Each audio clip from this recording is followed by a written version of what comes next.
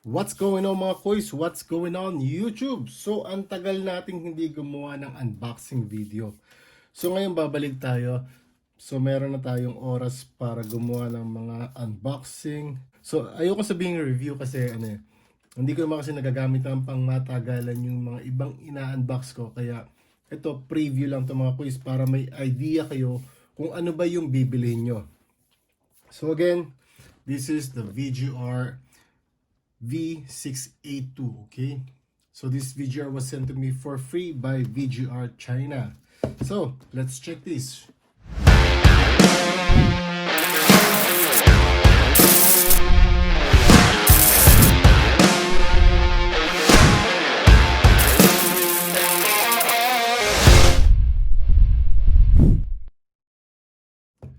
Okay, welcome back mga quiz. Welcome back YouTube. So again, another unboxing episode. This is the VGR 682 Professional Hair Clipper.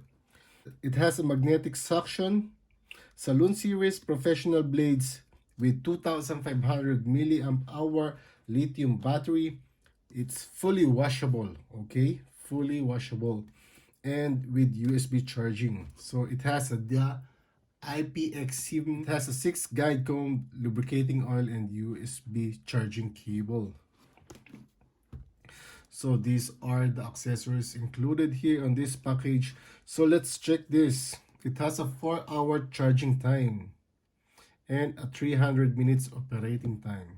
Okay, 4 hours is very long, but you will get a 300 minutes. So I don't know how many hours that. You just do the math. Okay. So it has premium guide combs with the charging dock. Okay. So removable protective cap, new technology blades, speed control. It has 4-speed. All right. It has a LED display and a taper lever, which is, I don't know if this is a click lever or I don't know. We will see that later. See this? This is the charging dock of this with the USB cable. So you have two options here. You want, if you want the green or the red clipper of this VGR hair clipper. Okay, as you can see the packaging of this is a very beautiful packaging. It has a rainbow effect packaging. So every VGR products has this packaging.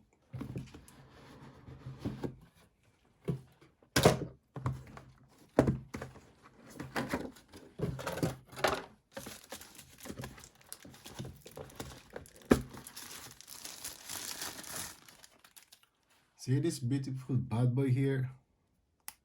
It has a plastic handle here. Okay. So check this out. VGR.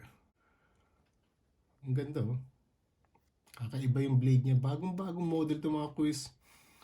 This is model 2022. Okay. So meron siyang USB Type-C. Charging poles for para sa dock. Okay.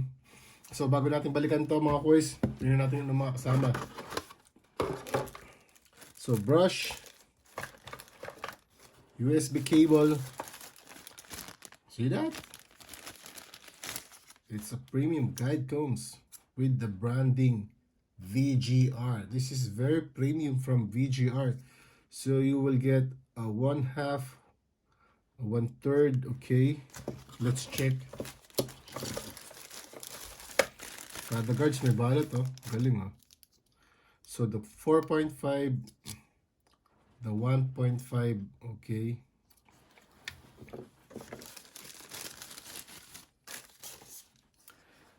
So VGR, the 6mm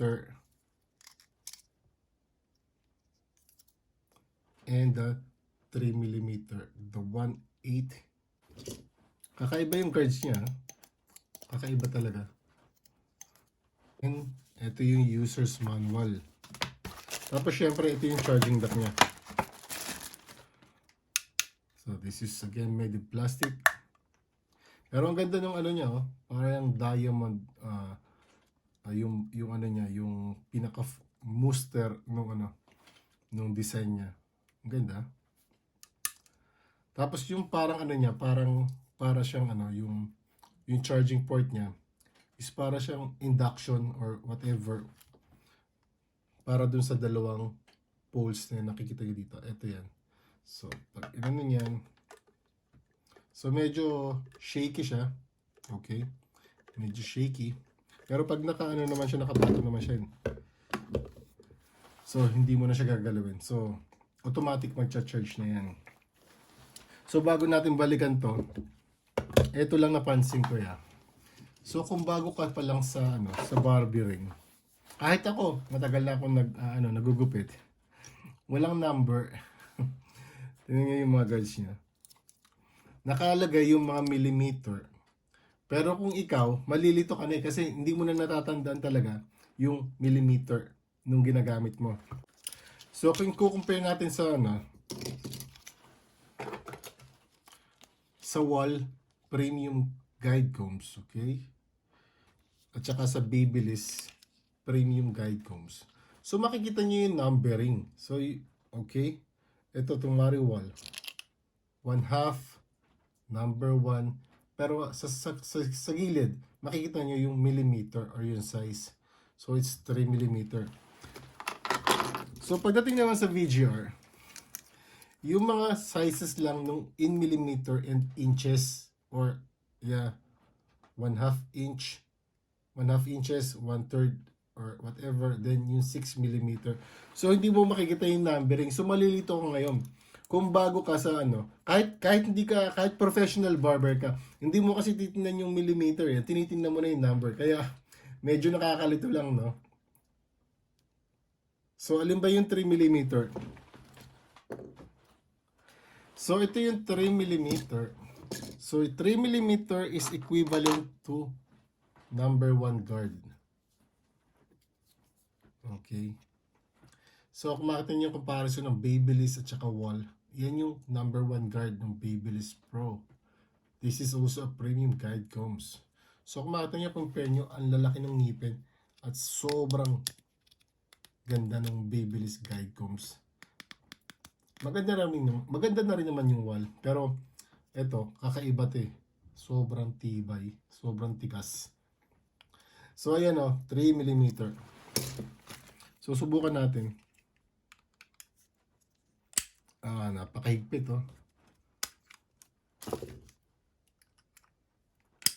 Okay.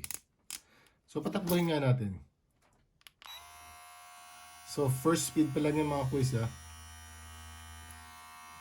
So, maganda yung guide combs niya, hindi sumasabit. So, ito na yung bad boy natin ngayon mga quiz. Ito na yung VGR 6A2. So, maganda yung timbang niya mga quiz Hindi siya mabigat, hindi siya magaan. Tapos, meron siyang, click lever. So, kung titingnan natin, this is position 1, 2, 3, 4. So, 4 lang yung kanyang, 4 lang yung clicks niya. So, lagi kong sinasabi, mas prefer ko yung 5 clicks kasi mas makukuha mo yung, yung middle adjustment ng isang blade. Okay? Pero hindi siya naka-zero gap. Zero gap natin mamaya. Kasi parang ang ganda nung nung range ng lever. Makita nyo. So, ito consider ko na na wedge blade. Hindi siya taper blade kung tutuusin. Kasi kumbaga parang yung design niya parang sa parang sa Babyliss. Okay? Ganyan yung blade ng Babyliss. So, pero kung tutuusin taper blade din naman 'yan. Pero mas gusto nilang tinatawag yung ganitong klase na blade as in wedge blade. Kasi yung taper blade medyo curve. Pa-curve yung So yung taper blade. So kagaya din ng blade nung Oster Fast Feed which is wedge blade. So ayan mga quiz. So ito yung yung power button niya sa gitna. So, yan yung first speed. So, syempre, lalabas dyan yung ilang percentong battery at yung RPM. So, nasa first meter tayo. So, merong minus at saka plus dito. So, second speed. At third speed. At ito yung fourth speed. Ang lakas ng niya. So, siguro nasa, hindi ko alam So, kung papanoorin nyo siguro yung kay Edo Unboxing Official. So pumapalo siya ng more than 6,500 RPM siguro. Yeah. Malakas at sobrang tahimik. So ito yung Babyliss. Ito yung VGR.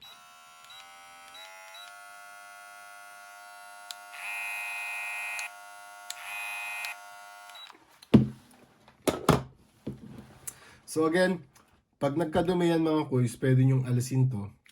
So detachable yung ano niya, yung cover niya.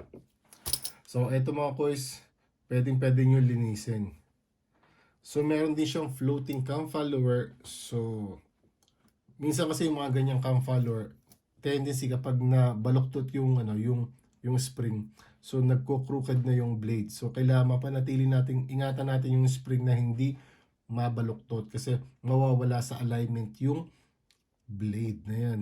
Pero kung titingnan nyo mga kuys, yung shaft nung ano, ito, yan yung tinatawag na shaft. Ibig sabihin, napakataba, napakalaki. Yeah? Yung ano ko dito, yung ano ko, yung aking formula or yung aking, ano bang tawag doon? Paglaki ng shaft, ibig sabihin, paglakas ng torque.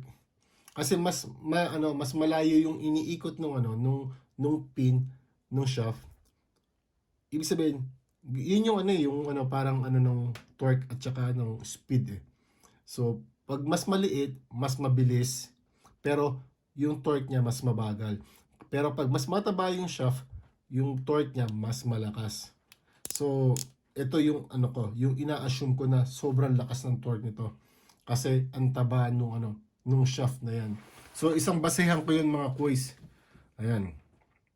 Ayan, para lang makita nyo yung na pwedeng i-zero gap yung ano na to, yung clipper na to.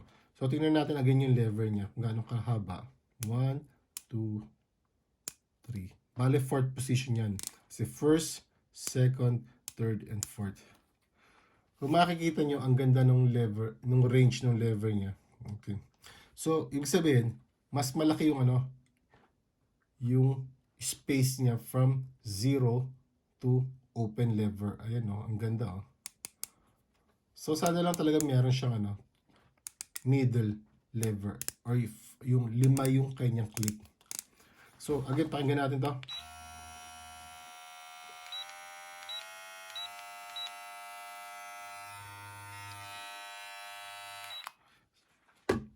So, ayan mga kuys, yan yung unboxing nung VGR 68. So, alam ko nakita nyo na siguro sa unboxing ni Edu Unboxing Official, itong VGR na to. Pero, sabi niya, at na-testing na nila, napakaganda, napakatalas ng blade. So, again mga kuys, salamat sa panonood. Ito lang, isang preview lang kung ano yung, para lang makita nyo, ano ba yung bibiling kong clippers. So, again, di ko alam kung available na yan sa Lazada or Shopee. Pero, good na good to mga kuys. Sa tingin ko pa lang, goods na goods na. So again, thank you for watching. If you're not yet subscribed to my channel, please do subscribe and click the notification bell so you'll get notified. So every time I post new videos, okay? So, abangan yung mga susunod na unboxing kasi meron pa tayong mga ibang VGR items dyan na i-unbox. So again, thank you VGR for sending me these clippers and trimmers and also shaver, you know. Nag-send din sila ng shaver for free for the promotion of this VGR machines. So again, thank you for watching. Sam Beats the Hobby Barber signing out. God bless.